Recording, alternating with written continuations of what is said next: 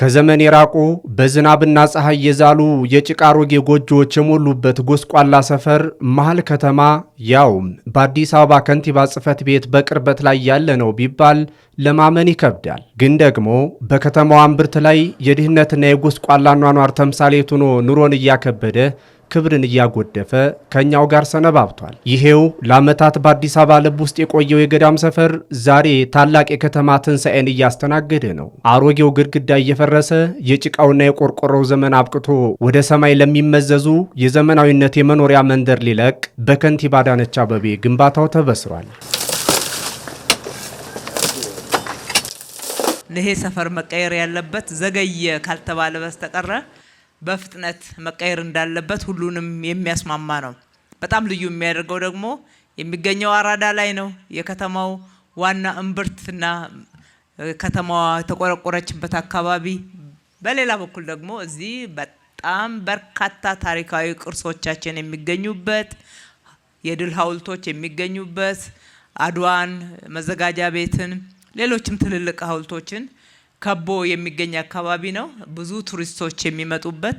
ቶሎ ብሎ ይሄንን መቀየር ያስፈልጋል። ከማንም በላይ ግን የምንሰራው ለሕዝባችን ምቹ የመኖሪያ አካባቢን፣ ምቹ የመኖሪያ ቤትን፣ ዘመናዊ አኗኗርን፣ ኑሮና አኗኗሩን ማዘመን ማሻሻልን መሰረት አድርገን ነው። አሁን የግንባታ ማሽነሪዎች የሚንቀሳቀሱበት በዚህ ስፍራ ላይ በሚገነባው የአራዳ የበጎነት መንደር ባለ 9 ወለል 8 ህንፃዎችና 2 ባለ 4 ወለል የገበያ ማዕከላት ከነ ዘመናዊ ግርማ ሞገሳቸው ጋር እውን ይሆኑበታል። ይህ አዲስን እንደ አዲስ አድርጎ የዘመናዊነት ኑሮን የመፍጠሩ ስራ ህዝብ እምነት ጥሎ ለብልጽግና ፓርቲ ዳግም ኢትዮጵያን የመምራት እድል በሰጠበት ማግስት መሆኑም ልዩ ያደርገዋል። ዛሬ የምንገነባው እናንተ የጣላችሁብን እምነት የሀገራችንን ጽናት፣ ትብብርን የምንገነባው አብሮነትን የምንገነባው ምቹ የመኖሪያ አካባቢን ብሎም የኢትዮጵያን ብልጽግና ነው። የኢትዮጵያ ብልጽግና እንደሚረጋገጥ አንዳች ጥርጥር የለንም። የጀመርናቸው ስራዎች እስከዛሬ የታዩ ውጤቶች ይህንን ያሳያሉ።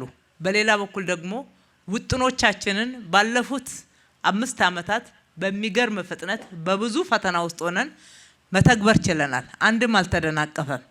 ብዙ ፈተናዎች ውስጥ ብናልፍም ሁሉም ተተግብረዋል፣ ውጤትም አምጥተዋል። አሁን ደግሞ በተሻለ ሁኔታ ውስጥ ሆነን ያንን በእጥፍ ጨምረን እንደምንገነባው እምነት አለን። ከተማዋ ከምትመራበትና ውሳኔዎች ከሚስተናገዱበት ከከንቲባ ጽሕፈት ቤት መስኮት ወደ ሰሜን ሲመለከቱ የሚታዩ አሮጌ ጎስቋላ ሰፈሮች በአዲስ ገጽታና ጸዳል መተካታቸው እሙን ነው። የአዲሷንና የበለጸገችው አዲስ አበባን እውነተኛ መልክ የሚያንጸባርቁ ማራኪና ድንቅ የሆኑ ሌላ ዘመናዊ መንደሮች መፈጠራቸው ከሰው ተኮርነት ጋር ተዳምረው ሌላኛውን የከተማ ገጽ የሚገልጥ ነው። የከተማ አስተዳደሩ በክረምት በጎ ፍቃድ በሚሰራቸው እንዲህ አይነት ስራዎች ብቻውን ሳይሆን ልበቀና ባለሀብቶችን ጭምር በማስተባበር ነው።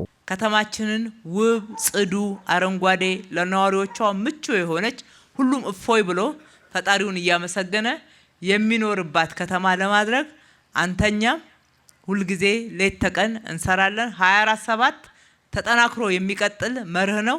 እናንተም ይው አጠናክራችሁ ቀጥሉ ብላችሁ አደራ ሰጥታችኋልና ወደ ኋላ የለም ማለት ነው። ጨምረን እንቀጥላለን። በመዲናዋ በክረምት በጎ ፍቃድ አገልግሎት ለኑሮ ምቹ ያልሆኑ እጅግ የተጎሳቆሉ በርካታ መኖሪያ ቤቶች ወደ ንጹህና ውብ መንደርነት ይቀየሩበታል። የክረምት በጎ ፍቃድ መርሃ ግብር 16 ዋና ፕሮግራሞችና 19 ንዑስ መርሃ ግብሮችን ተነድፈው ወደ ተግባር ተገብቷል። በዋናነት በሰብአዊና ማህበራዊ አገልግሎት 7500 በጎ ፍቃደኞችን በማሳተፍ 2500 ቤቶችን በአጭር ጊዜ በሚቀጥሉ 3 ወራት በመገንባት ለ12500 አረጋውያን አቅመ ደካሞችና የሀገር ባለውለታዎች ለማስተላለፍ ታቅዷል። የዛሬው ፕሮግራምም የዚሁ አንዱ አካል ነው። ትናንት በጭቃና ባረጀ ገጽታ ይታወቅ የነበረው ያ የጥንቱ ገዳም ሰፈር ተብሎ የሚጠራው ጎስቋላ መንደር ነገ በሚሊዮኖች አይን የሚናፈቅ የቅንጦትና የምቾት ማዕከል ወደሆነ ዘመናዊ መንደርነት ሊቀየር ጉዞውን ጀምሯል።